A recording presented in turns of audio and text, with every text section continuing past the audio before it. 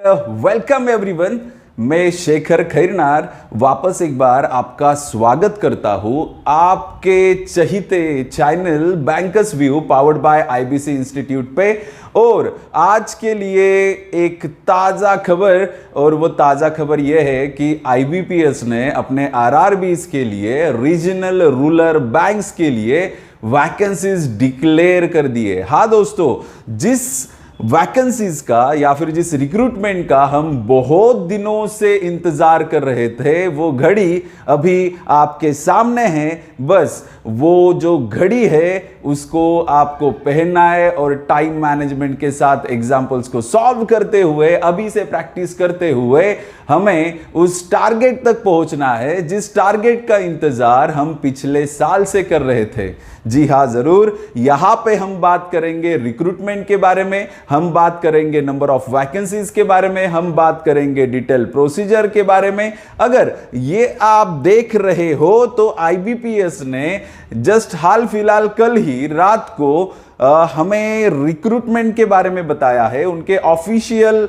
Website पे, जहां पे अगर आप देख रहे हो तो institute of banking personal selection मतलब आईबीपीएस। सबसे पहले तो मैं आईबीपीएस के बारे में थोड़ा सा क्लियर बताना चाहूंगा। जो भी हमारे स्टूडेंट जो सुन रहे हैं वो अगर नए हैं इस फील्ड में तो उनको पता होना चाहिए कि ये आईबीपीएस एक ब्रांड बन चुका है और इस ब्रांड के बारे में आपको पता तो होना ही चाहिए। सो आईबीपीएस ये एक ऐसी संस्था जिसने गवर्नमेंट के बहुत सारे एजेंसीज के साथ टाई अप करके इनके लिए एग्जाम्स कंडक्ट करने का काम किया है पिछले बहुत सारे सालों से।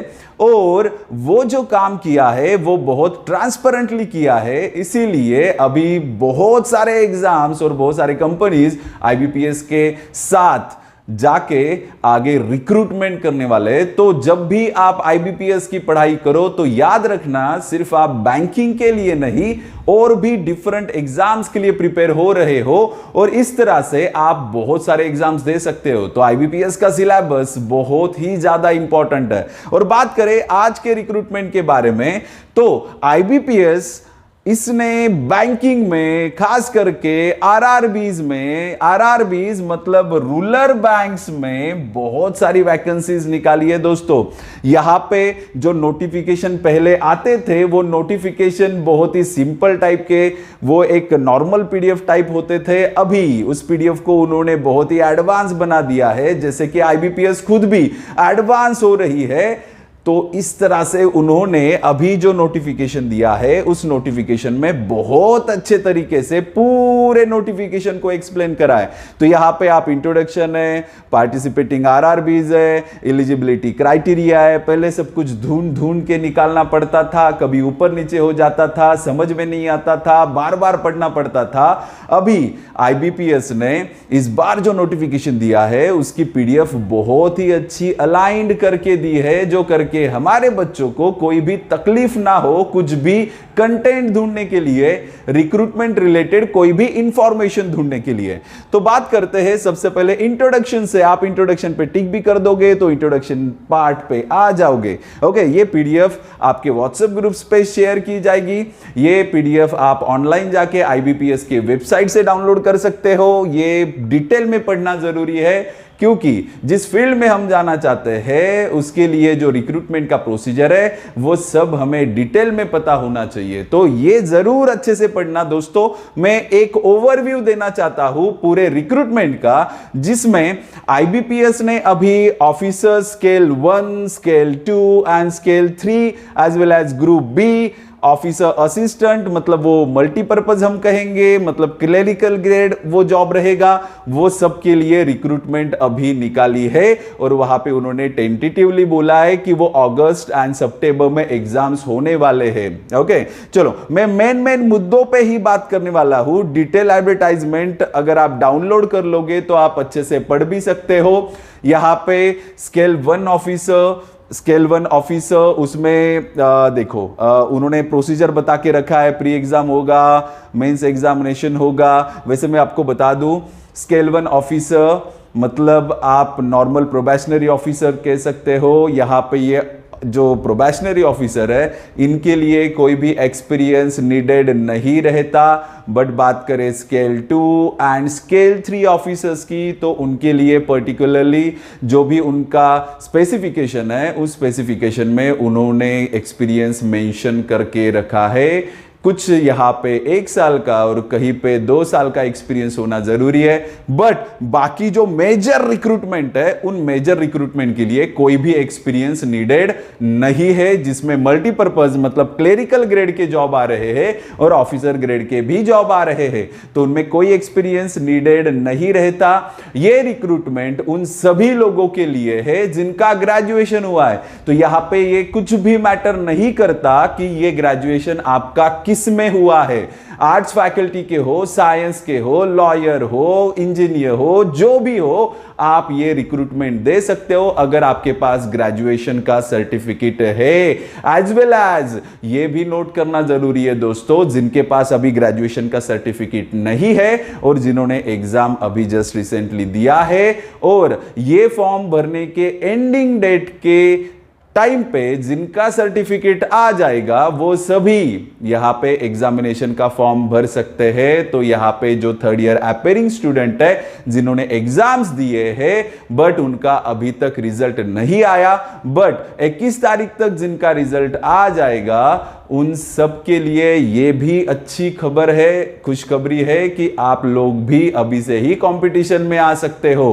तो बात करते हैं यहां पे officer scale 2 generalist and specialist officer के लिए, स्केल 3 के लिए जैसे मैंने कहा एक्सपीरियंस नीडेड है। मैं जस्ट गो थ्रू कर रहा हूं, मैं आपको जल्दी जल्दी बताऊंगा क्योंकि ये बहुत बड़ी पीडीएफ है जिसमें 66 पेजेस है, बहुत कुछ सब कुछ डिटेल में देके रखा है। यहां पे अगर आप देखोगे तो पार्टिसिपेटिंग आरआरबीज मतलब कितने सारे रीजनल रूरल बैंक्स है जो पार्टिसिपेट कर रहे हैं, तो अगर आप नंबर देखोगे तो 43 डिफरेंट बैंक्स यहां पे पार्टिसिपेट कर रहे हैं इस रिक्रूटमेंट में। और बहुत सारे तो ऐसे भी पार्टिसिपेंट बैंक्स है जिन्होंने अभी तक अपनी रिक्रूटमेंट आईबीपीएस को बताई ही नहीं है कि हम कितने लोगों को सिलेक्ट करने वाले हैं।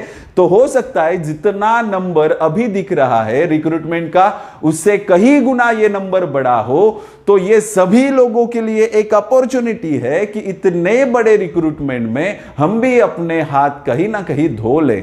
ओके, चलो बात करते हैं कौन कौन से बैंक्स होने वाले हैं और आरआरबी की खासियत क्या है। तो यहां पे बात करते हैं आरआरबी में आंध्र प्रदेश ग्रामीण विकास बैंक वगैरह वगैरह, ये सब कुछ अलग अलग बैंक्स है ना। मैं सबके नाम तो नहीं लेता।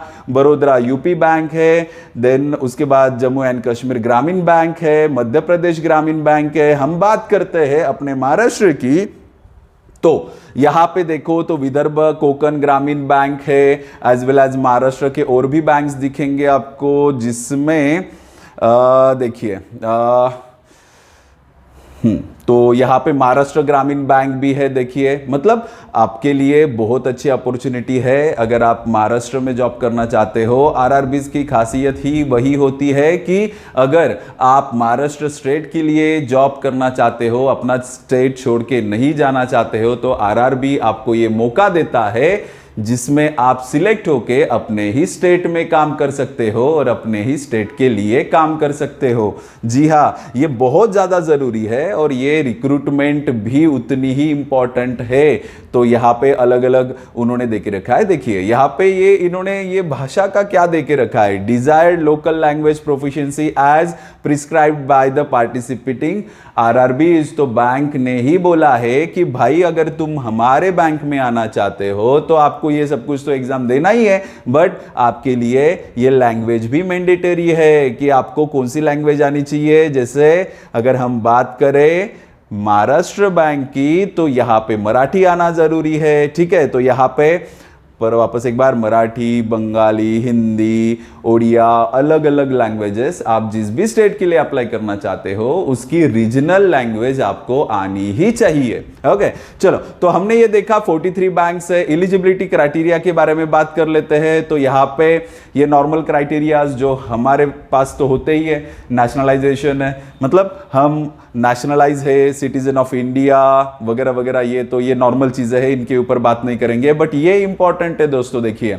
आपकी एज क्या होनी चाहिए। ओके, एज ऑन 1/6/2023 मतलब आज की डेट है ये, तो ये आज के डेट तक अगर आप ऑफिसर स्केल 3 के लिए सीनियर मैनेजर के लिए अप्लाई कर रहे हो तो यहां पे आपकी एज अबव 21 एंड बिलो 40 होना चाहिए। ओके, तो ये 21 के अबव मतलब इस डेट पे आप 21 के कंप्लीट होने चाहिए। ओके, या फिर 40 साल से ऊपर नहीं होने चाहिए। तो ये एक चीज है। ऑफिसर स्केल 2 के लिए जो मैनेजर अच्छी खासी पोस्ट है ना, ये सीनियर मैनेजर, ये जूनियर मैनेजर ना ना ना, ये सिर्फ मैनेजर, जूनियर नहीं कह सकते, manager. Then about 21 and below 32 होना चाहिए। देन उसके बाद ऑफिसर स्केल 1, ये हमारे लिए इंपॉर्टेंट है बच्चों। यहां पे ये जो रिक्रूटमेंट है इसमें मैंने जैसे कहा कि अनएक्सपीरियंस्ड लोगों के लिए भी बहुत अच्छी जगहें है। तो यहां पे ये स्केल 1 जो असिस्टेंट मैनेजर है, ऑफिसर असिस्टेंट मल्टीपर्पज मतलब क्लेरिकल ग्रेड के लिए, ये दोनों आपके लिए बहुत ही बड़े रिक्रूटमेंट देने वाले हैं जो खास करके अभी अनएक्सपीरियंस्ड है। तो बात करते हैं कि जो अनएक्सपीरियंस्ड लोग हैं असिस्टेंट मैनेजर के लिए, प्रोबेशनरी ऑफिसर के लिए, उनकी एज 18 एंड बिलो 30 होनी चाहिए age on date of 1/6/2023। And officer assistant multipurpose के लिए बिटवीन होना चाहिए वो आपका 18 to 28 मतलब क्लेरिकल ग्रेड के लिए 28 से भीतर होने चाहिए और प्रोबेशनरी ऑफिसर के लिए आप 30 के भीतर होने चाहिए। और अगर बात करें कि कैटेगरी वाइज क्या हमें कंसेशन मिलेगा, तो यस, कैटेगरी वाइज भी कंसेशन एज यूजुअल जो गवर्नमेंट देती है वही रहेगा, जिसमें शेड्यूल्ड कास्ट के लिए 5 साल का, ओबीसीज के लिए 3 साल का नॉन क्रिमिलियर सर्टिफिकेट होना आपके पास मैंडेटरी है। अगर आपके वो पास नहीं है तो आप दिक्कत में पड़ सकते हो आगे जाके। देन अलग अलग जो है उनके एक्स सर्विसमैन के लिए जो भी क्राइटेरियाज रहते हैं वो आपको पता ही है, ठीक है। तो ये अच्छे से पढ़ लेना। जैसे मैंने कहा मैं गो थ्रू करने वाला हूँ, ओवरलुक देने वाला हूँ, और ये जो है ये सब कुछ पढ़ने की जरूरत नहीं। अगर आप पर्टिकुलर कुछ पार्ट में आते हो तो आपने पढ़ना है। जैसे ये डिसेबिलिटीज के लिए है, डिसेबल पर्सन्स ने वो अच्छे से पढ़ लेना है ना, मतलब कोई दिक्कत नहीं होनी चाहिए हमें, तो वो अच्छे से आप पढ़ सकते हो, ठीक है। चलो तो बात करते हैं और क्या है, ये सब कुछ तो था।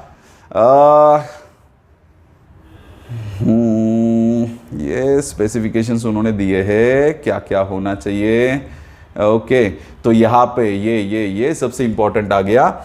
यहाँ पे इस बार उन्होंने फॉर SC ST एंड जो बाकी कास्ट है उनके लिए ऑफिसर स्केल के लिए 175 रुपीज़ ये फीस रखी है, 850 है बाकी सब लोगों के लिए। ऑफिसर स्केल में अगर आप अप्लाई करना चाहते हो तो ऑफिसर ग्रेड में आपको 175 फॉर SC ST एंड बाकी जो कास्ट है उसमें आएंगे, एंड 850 जो है वो ओपन कैटेगरी के लिए होगा। ओके, देन ऑफिसर असिस्टेंट मतलब क्लेरिकल ग्रेड के लिए भी वैसे ही सिस्टम है, 175 रुपीज़ आपको देने पड़ेंगे। ऑफिसर्स ग्रेड के लिए जो कैटेगरीज है उनको 175 देने पड़ेंगे एंड 850 देने पड़ेंगे ओपन कैटेगरीज के लिए, ठीक है। तो ये सबसे इंपॉर्टेंट हिस्सा इस एग्जाम का, क्योंकि ये एग्जाम आप फॉर्म तो भर ही दोगे बट क्रैक कब कर पाओगे जब आपके पास होल्ड होगा इन सब्जेक्ट्स का, जिसमें प्री एग्जामिनेशन आएगी और प्री एग्जामिनेशन में 2 सब्जेक्ट्स होंगे, एक होगा रीजनिंग, एक होगा numerical ability, quantitative aptitude. Okay, तो बात करते हैं मीडियम ऑफ द एग्जामिनेशन, उन्होंने स्टार दे के रखा है। हम बात करते हैं कि अगर आप आरआरबीज में जा रहे हो, तो अगर आप महाराष्ट्र से एग्जाम दे रहे हो तो आपको 3 लैंग्वेजेस अवेलेबल है। इंग्लिश तो कंपलसरी लैंग्वेज है, देन उसके बाद हिंदी लैंग्वेज मिल सकती है, मराठी बोल सकते हो या मराठी में एग्जाम दे सकते हो या फिर कोंकणी में भी दे सकते हो। तो इस तरह से हमारे पास डिफरेंट ऑप्शंस है, ये स्टार उनके लिए है। तो अभी फोकस करते हैं कि रीजनिंग का पेपर कितने क्वेश्चंस होंगे भाई, वो क्वेश्चंस होंगे 40, मार्क्स होंगे 40। ओके, और बात करते हैं न्यूमेरिकल एबिलिटी की। न्यूमेरिकल एबिलिटी में क्वेश्चन भी 40 और मार्क्स भी 40। इस तरह से प्री एग्जामिनेशन में इंग्लिश बिल्कुल भी नहीं है, तो ये खुशखबर उन लोगों के लिए हो सकती है जिनको इंग्लिश का थोड़ा डर रहता है। हाँ बच्चों, यहां पे अगर आप इंग्लिश से डरते हो या फिर इंग्लिश सब्जेक्ट आपका थोड़ा वीक है तो आप ये एग्जामिनेशन को प्रायोरिटी लेवल पे रखिए, क्योंकि इंग्लिश इसमें नहीं पूछा जाएगा, इंग्लिश की जगह पे आगे जाके हिंदी होगा। तो बात करते हैं कि जो प्री एग्जामिनेशन है उसमें रीजनिंग 40 और quantitative aptitude 40 questions and 40 marks के लिए 80 मार्क्स का क्वेश्चन, 80 क्वेश्चंस एंड टाइम दिया जाएगा, कंपोजिट टाइम रहेगा 45 मिनट्स। ये कोई ऐसा नहीं है कि 20 मिनट इसको मिलेंगे और बाकी इसको मिलेंगे, ऐसा नहीं। अगर आप चाहो तो इस 45 में से 40 मिनट्स रीजनिंग को दे दो, 5 मिनट में मैथ्स खत्म कर लो, ऐसा होता तो नहीं है, बट आपके लिए कंपोजिट टाइम है, आप आपकी हिसाब से उस टाइम को यूटिलाइज कर सकते हो। ओके, तो यहां पे प्री में पास होना जरूरी हो जाता है, क्योंकि प्री में पास होंगे तो ही तो मेंस में जाओगे। तो प्री में पास होने का पिछले 1-2 साल का अगर आप देखें तो मैं आपको एक अंदाजा दे देता हूं। आउट ऑफ 80 65 टू 70 75 ये कट ऑफ्स होते हैं, क्योंकि ये एग्जाम ही इतनी सिंपल होती है कि मैं तो कहूंगा कि 80 आउट ऑफ 80 भी बहुत सारे लोग लेके आते हैं, इतनी सिंपल एग्जाम है। ओके, बस आपके पास basic knowledge, proper guidance and अच्छा मेंटर होना चाहिए जो आपको गाइड करे। तो ये एग्जाम इतनी आसान है कि आप आउट ऑफ मार्क्स लेके आ ही सकते हो। तो अगर यहां पे बात करें प्री एग्जामिनेशन की, अराउंड 65 टू 75 आप पकड़ सकते हो कि कट ऑफ आना चाहिए। देन अगर आप ये कट ऑफ लेके आते हो, आप मेंस एग्जाम्स में जाते हो। ये स्केल के लिए भी वैसे ही है, स्केल 1 के लिए भी सेम है। मेंस की बात करें तो मेंस में मेन सब्जेक्ट रहेंगे जिसमें रीजनिंग तो होगा ही, जो हमने प्रीवियसली दिया था प्री एग्जामिनेशन में, बट उसका लेवल अभी थोड़ा सा बढ़ जाएगा। आरआरबीज है दोस्तों, यहां पे इतनी भी लेवल नहीं बढ़ती। जैसे एसबीआई पीओ का एग्जाम होता है, इतना हार्ड पेपर कभी नहीं आएगा। ये इतना आसान पेपर होता है कि जो कोई भी नॉर्मल स्टूडेंट कभी भी अच्छे से पढ़ाई कर ले तो निकाल सकता है। ये गवर्नमेंट में हमें अच्छे फैसिलिटीज दे के रखे हैं, ये फैसिलिटीज हमें यूज करने हैं। तो यहां पे बात करें कि कौन कौन से सब्जेक्ट है, जिसमें पहले तो रीजनिंग आएगा, देन कंप्यूटर नॉलेज आएगा, देन जनरल अवेयरनेस आएगा, इंग्लिश आएगा। इंग्लिश की जगह पे आप हिंदी भी दे सकते हो। जैसे मैंने कहा था, जिन लोगों को इंग्लिश का डर होता है वो लोग हिंदी ऑप्शन भी ले सकते हैं और अच्छे से वो एग्जाम दे सकते हैं। तो यहाँ पे मेन सब्जेक्ट रहेंगे 5, जिसमें reasoning, computer knowledge, general awareness, English या फिर हिंदी एंड न्यूमेरिकल एबिलिटी, मतलब क्वांटिटेटिव एप्टीट्यूड तो रहेगा ही। तो यहाँ पे बात करते हैं रीजनिंग के 40 क्वेश्चन, बट मार्क्स रहेंगे 50। तो देखो 40 क्वेश्चन एंड 50 मार्क्स है। कंप्यूटर को वेटेज थोड़ा कम कर देते हैं ये लोग, क्योंकि क्वेश्चन 40 होने के बावजूद हमें मार्क्स दिए जाएंगे बस 20 ही। तो यहां पे 40 question for 20 marks. Okay, and general awareness की बात करें तो 40 क्वेश्चन 40 मार्क्स, ये फेयर इनफ हो रहा है इनके साथ। अगर हिंदी एंड इंग्लिश की बात करें 40 क्वेश्चन 40 मार्क्स, बट वापस न्यूमेरिकल एबिलिटी की बात करें तो 40 क्वेश्चन और मार्क्स कितने हैं, 50 मार्क्स है। चलो तो दोस्तों, अभी बात करते हैं सबसे महत्वपूर्ण चीज के ऊपर कि हमें फिर ये एग्जाम तो देनी है ना। अगर आप ये एग्जाम देने ही वाले हो तो प्रिपरेशन करके दीजिए, है ना।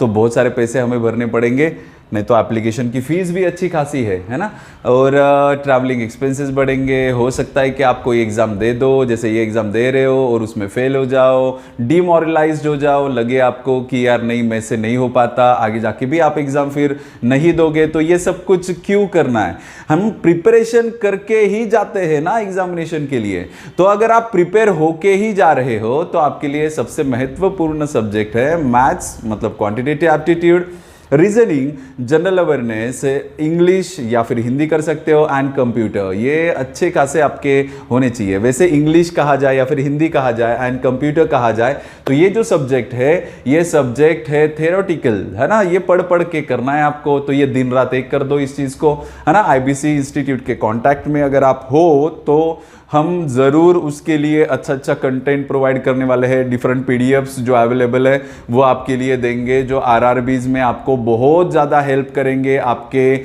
जो भी टारगेट है उसे अचीव करने के लिए है, जो भी आप देना चाहते हो पोस्ट, वो पोस्ट आप पा सकते हो। बस उसके लिए आज से और अभी से मेहनत करनी चाहिए, क्योंकि अगर आप वेट करोगे तो हमेशा आपको पता होना चाहिए कि आई हुई जो भी आपके पास अपॉर्चुनिटी है वो बार बार आपका दरवाज़ा नहीं खटखटाने वाली। तो जो भी रिक्रूटमेंट आई है, अगर आप उसके लिए एलिजिबल हो तो प्रिपरेशन करके ज़रूर आप एग्जामिनेशन दीजिए।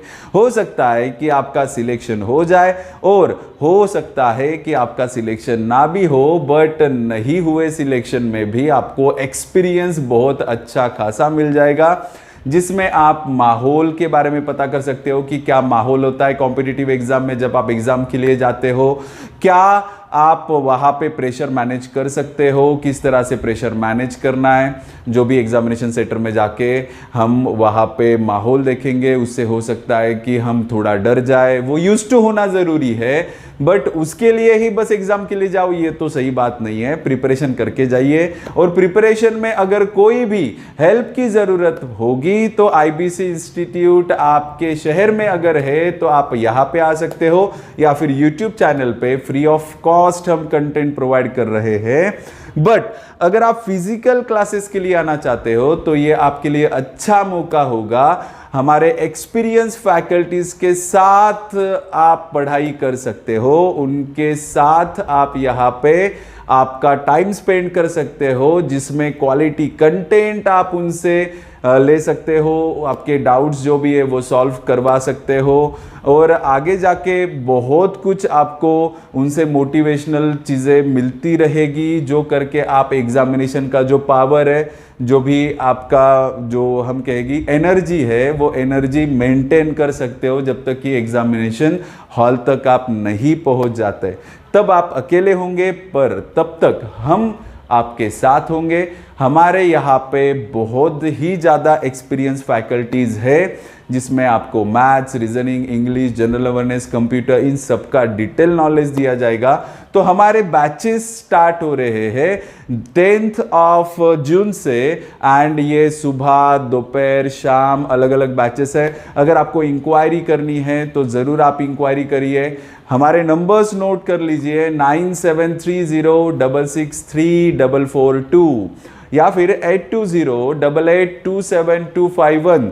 इन नंबर्स पे कॉल करके आप डिटेल इंक्वायरी कर सकते हो, बैचेस के बारे में जानकारी ले सकते हो। और भी अगर आपको कुछ डिटेल्स चाहिए तो गूगल पे बस डालिए आईबीसी इंस्टीट्यूट नासिक, तो आपको सब डिटेल्स पता चल जाएंगे। हमारे बच्चों ने दिए हुए रिव्यूज से आप पता कर सकते हो कि इंस्टीट्यूट किस तरह से डील करता है बच्चों के साथ, किस लेवल पे जाके उन्हें पढ़ाता है। वैसे मैं बता दूं कि हम बहुत ही ग्राउंड लेवल से स्टार्ट करते हैं जब भी हम सिखाना स्टार्ट करते हैं, क्योंकि हर एक बच्चे का यहाँ पे देखा जाए तो बेसिक थोड़ा ऊपर नीचे होता है। हमें सबको साथ में लेके जाना है और सबका विकास भी करना है। तो ज़रूर हम ये कोशिश करेंगे कि आपका भी विकास हो, और इसके लिए आपको आईबीसी इंस्टीट्यूट में विजिट करना होगा। आईबीसी इंस्टीट्यूट 2 जगह पे अभी है, जहाँ पे आप नासिक रोड में अगर आओगे तो बिटको पॉइंट पे अगर आप देखोगे opposite to the bank of Maharashtra, वहाँ पे आपको आईबीसी इंस्टीट्यूट दिखाई देगा। एज वेल एज अगर हम बात करें कि अशोक स्तंभ, तो अशोक स्तंभ में आप गोड़े कॉलोनी, जो बहुत अच्छा एरिया है, जो भी एजुकेशनल इंस्टीट्यूशंस है, अच्छे एजुकेशनल इंस्टीट्यूट्स वहाँ पे है, हम वहीं पे आपके लिए काम कर रहे हैं। वहाँ पे सेंट्रलाइज लोकेशन है, जो भी ट्रेन से आने वाले स्टूडेंट्स हैं उनके लिए नासिक रोड अच्छा एक डेस्टिनेशन हो सकता है, एंड जो बस से ट्रैवल करने वाले एंड सेंट्रलाइज लोकेशन देख रहे हैं उनके लिए अशोक स्तंभ ये बहुत अच्छा डेस्टिनेशन हो सकता है। आप एक बार ज़रूर विजिट करिए, हमारे एक्सपीरियंस फैकल्टीज़ के साथ बात करिए। आपको बात करते ही समझ में आ जाएगा कि हमारा अगर कुछ हो सकता है तो वो बस आईबीसी में हो सकता है। चलो मिलते हैं नेक्स्ट लेक्चर में। आरआरबीज के लिए बहुत अच्छा कंटेंट हम लेके आने वाले हैं, बट उसके लिए आपको चैनल को सब्सक्राइब करना पड़ेगा। वीडियो पसंद आया हो तो लाइक करिए, शेयर करिए आपके दोस्तों के साथ, जो करके नॉलेज जो है वो सब में फैल जाए और इसकी रोशनी वो बिखेर दे। चलो मिलते हैं नेक्स्ट सेशन में। Till then, thank you very much.